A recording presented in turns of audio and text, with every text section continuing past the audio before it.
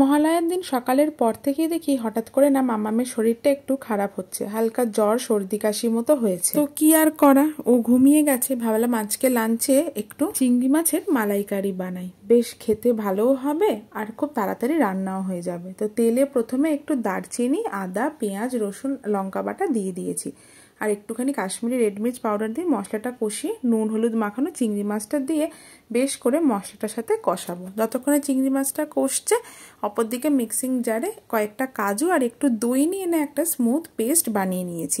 চিংড়ি মাছগুলো কষে গেলে তার মধ্যে এই পেস্টটা দিয়ে দেবো, দিলে না খেতে কিন্তু বেশ ভালো লাগে। এগুলো যখন ভালো করে কষে গিয়ে একটু তেল ছাড়তে আরম্ভ করে দেবে তখনই দিয়ে দেবো কোকোনাট মিল্কটা। আমি কিন্তু বাজার থেকে কিনে আনা কোকোনাট মিল্ক প্লাস আর একটু গ্রেভিটা বাড়ানোর জন্য মালাইওয়ালা দুধ আমি দিয়ে দিয়েছি। আর এরপরে নাড়াচাড়া করে নিলে কিন্তু চিংড়ি মাছের মালাইকারি রেডি। দুপুরে খাওয়া দাওয়ার পর দেখলাম মামামের শরীরটা এখন একটু ঠিক আছে, নাকটা ঝরছে কিন্তু তবুও আর কি একটু হাঁটছে চলছে, দুষ্টুমিগুলো করছে। তো ভাবলাম শরীরটা তাহলে ঠিকই আছে, তাহলে ওকে রেডি করিয়ে নিয়ে ছাদে চলে যাই, গিয়ে কয়েকটা ছবি তুলে নিই আগমনী শ্যুটের জন্য। চলো চলো এবার চলো ছাদে, চলো ছাদে, মামা ছাদে গিয়ে দৌড়াদৌড়ি করবো, চলো। দেখিয়ে দিই না? হ্যাঁ হ্যাঁ হ্যাঁ দেখিয়ে দাও, চলো।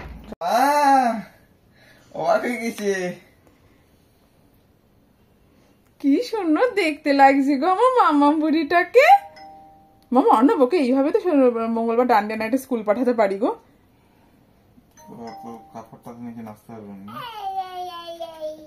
চলো চলো ছাদে চলো, ছাদে নি চলো।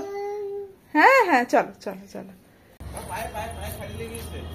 পায়ে সাইডে লেগে গেছে নাকি?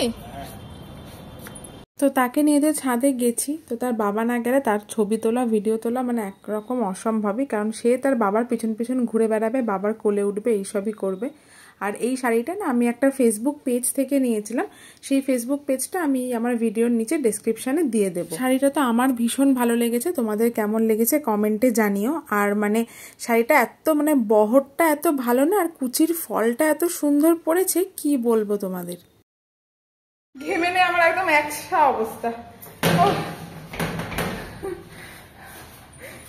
গা থেকে ওই যে মেয়ে যাচ্ছে নিচে। হ্যাঁ হ্যাঁ হ্যাঁ হ্যাঁ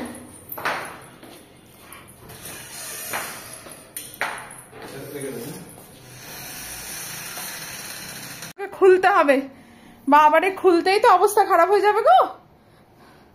বাপরে বাপ, যা গয়নাঘাটি পরিয়েছি ওকে, হাতে চুড়িগুলো দেবো তাই খুলতেই চাইবে না। ওই টিপটাই ওর খুব পছন্দ হয়েছে। শাড়িটা ভালো লাগছে না দেখতে? কি গো? হ্যাঁ বলছেই না। আর বড় আছে শাড়িটা। এবার নাকে টিপ পরিয়ে দিয়েছে। কেমন করে বসছে দেখো, অন্য পাটা কেমন করে নিয়ে বসেছে দেখো। এই তো নাকে কে টিপ পরিয়ে দিয়েছে বাবা।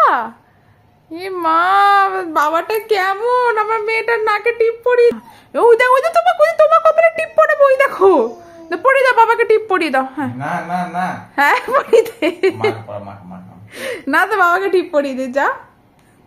যাই হোক, কয়েকটা ছবি ভিডিও আমি তুলতে পেরেছিলাম যেগুলো অলরেডি আমি আপলোড করে দিয়েছি।